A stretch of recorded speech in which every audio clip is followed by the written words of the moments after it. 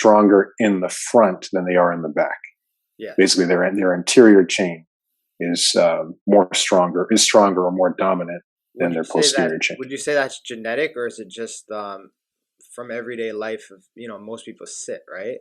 That's a great question. I think it's a combination. I think you're going to have genetic variances, but you're also going to have lifestyle. And I've said this to coaches and in conversation.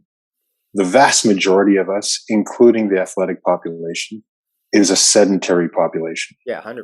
Like I'm sitting right now, right? We sit most of the time. Even high level athletes who may train an hour or two a day, the rest of the time, most of those people are sitting, right? And that creates a whole host of issues and leads to dysfunction, including, as you said, weak glutes or glutes that are not turned on, not activated, issues with the core, issues with posture, right? So sitting has caused a lot of issues for the modern population. One of the first, like a lot of people, especially like non-athletes that I work with, and I'm sure with you, one of the common things that they tell me is they always have lower back pain. And right. Before I even go into the meat and potato lifts, like those deadlifts and the squats, I tend to address stretching of the hamstrings and glute strengthening first, and it seems to resolve those issues before, like within a week or two. Just starting that with somebody over, hey, yeah, just squat. You know what I mean? I feel like one of the biggest things is, like you said, a sedentary population is that hamstring tightness, because it's counteractive, like the way it looks, but when you're sitting and you're walking, the hamstring's technically in flexion, right? Is it flexion? When you're walking, you're getting hip extension. Through walking, yeah. So it's almost like if you're sitting all the time, that means that you're in flexion the whole time. Yes, the hamstring exactly. is the opposite of what you would think. Like if you're sitting, your quads are not in flexion, right? So that posterior chain gets tight because it's in flexion if you're sitting most of the time, right? Yes, and compounded. What compounds that is your hip flexors stay in that shortened state for a prolonged period of time from sitting, right? Which also contributes to that low back pain that a lot of your clients and a lot of my clients experience. Yeah, 100%. So like my biggest advice to anybody who has low back pain is always stretch your hamstrings first and do a bunch of glute raises, and you'll see a huge change, as well as how important it was something that you introduced to me, and I've kind of gravitated and used it fully now. The shoulder band work, just using simple shoulder band work to improve that posture, and it also alleviated a lot of my shoulder and lower back tension injuries that accumulated from jiu-jitsu. Now, I know you do it with me all the time. I use it all the time with my clients. How important, is that something that's a staple when you work with people? That's a staple I'm going to confidently say 100% of our clients, we do band work and postural work. So, one of the issues that sitting and being sedentary causes is this anterior rotation of the shoulders, right? You see people, your typical person on their phone scrolling through whatever they're scrolling through. I think there's a diagnosis, flamingo neck, they call it. Yeah, that's right. Coach G has coined the term flamingo neck, right? And it's so appropriate because you can picture it, that person hunched over, head down, scrolling through their phone at whatever they're watching, and staying in that position for an extended period of time. That can lead to dysfunction down the road, especially if it's not addressed with these postural exercises, these band pull aparts, these rope pulls to the face, these types of things. And one of the things that, for anyone listening, that you can do instead of making it part of your workout, what we've done for the last 10 years is made it part of warm up. So you're not doing 4, 5, 6 sets and sitting there doing all this band work. You warm up with it. So if you're warming up with it every day, you're getting 2 or 3 sets. By the end of the week, you got 10 plus sets in without even trying, right? And without fatiguing your shoulders too much to actually impact your strength training routine, right? Exactly. So that's something people can use through their warm ups or even cool downs. But I would anticipate warm up being better. I know a lot of fighter athletes use this Bandwork before, because what it actually helps do is keep your hands up. Right? There's the old Ah, school method of punching with dumbbells and stuff like that. But what right, I've found personally, and some of the other people I work with, it over fatigues the muscle if you're going into dynamic training like sparring or pad work and something like that. So I right, find the band work gives enough stimulation where you get the blood flow and the activation, but not fatiguing it so that you go into pad work or you go into sparring or classes and all your shoulders start dropping because you're just tired. over fatigue from Yeah, those old school methods, right? Not to right, put them yeah, down. There's methods there's value to those too as well, right? right, right. No, I like that approach. For the fighters, I would even, I'd advocate prior to the workout, as you said, part of the warm up. I think that's the most important time, and as part of a reset after the workout, especially if you've done a lot of bag work, a lot of boxing. Jiu-jitsu, especially because of the Mm, wrenching on the joints, right? yes, yes. So that before and after, I think, would be a smart approach. Smart approach. So the other, you work with so many different athletes and clients over the years, from regular folk looking to just get in shape, lose body fat, etc., and then from athletes, from people like me who compete at the professional level, hockey players at the professional level. You have the and one of your biggest clientele is fitness competitions. So athletes Right. who do fitness competitions. Like, what is it like working with such a vast array of athletes in terms of a coach? How difficult is it to like keep up with the training and stuff like that? And in your opinion, straight up, what is the what are the most challenging sports? After, like, you get to work with so many people, you get to see the training goes behind it. So what is the most challenging sport that you see walk through your door in terms of difficulty? Yeah, yeah. So answer the first question as far as what's it like coaching these different athletes? It's amazing. It's like a dream come true. When both of us were, you still are a professional athlete. I was an amateur athlete. We've been athletes for the majority of our lives, Yeah, and to be able to extend that through coaching is a blessing and a privilege. And to be able to work with different types of athletes keeps your mind sharp, yeah, keeps the whole craft of coaching exciting.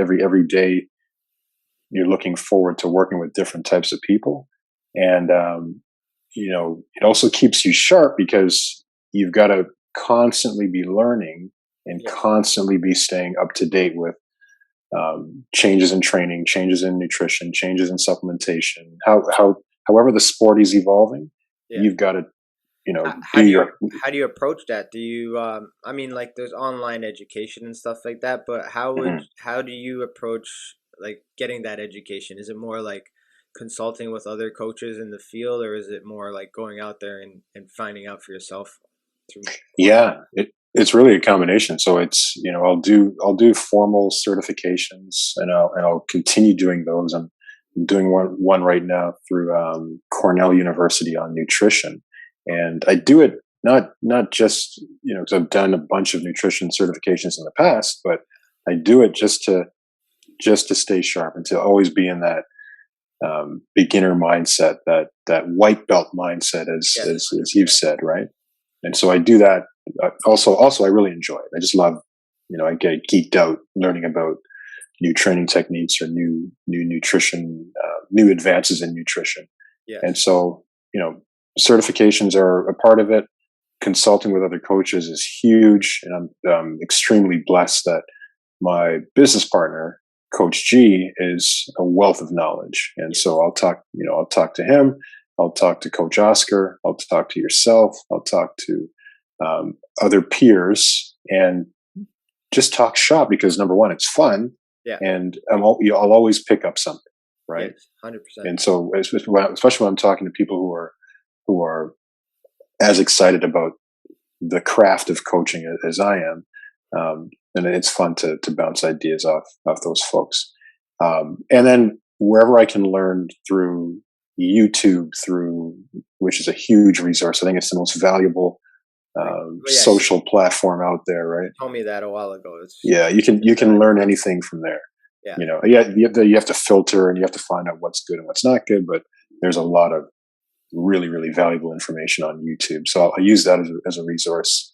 Podcasting is huge for me because I commute to and from work, and so I'll throw on various podcasts to stay up to date with. Oh, well, that's where I learned a lot of stuff from podcasting, because the same thing as you said, that time in your day, you're like, okay, well, I can't sit down and read. I can't sit down and do this because you're Right. busy, podcasting and just listening to other people talk about these things while you're Definitely. on your way to other things helps with the learning curves.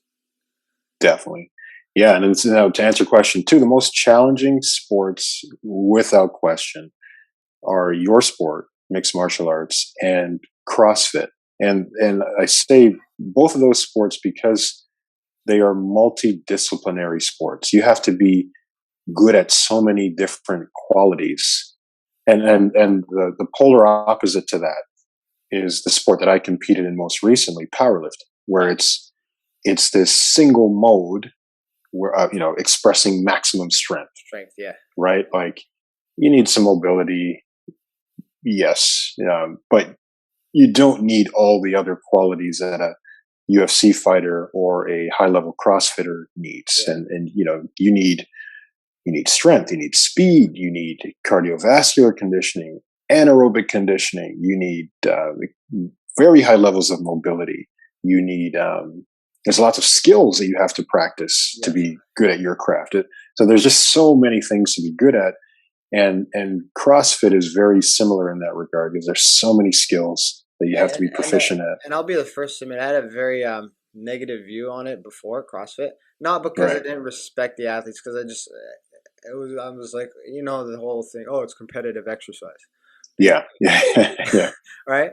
But one of the things, I still enjoy the memes and it's funny, right? Yeah, for sure. But one of the things that I've kind of developed over, and this is just maturity as a coach too, and as a person and an athlete, is that when you go through some of those workouts that you would put me through, or I would do on my own, where you're almost like doing this CrossFit thing. You're almost like going through this circuit that they would similarly go through at one of the trials or the regional competitions.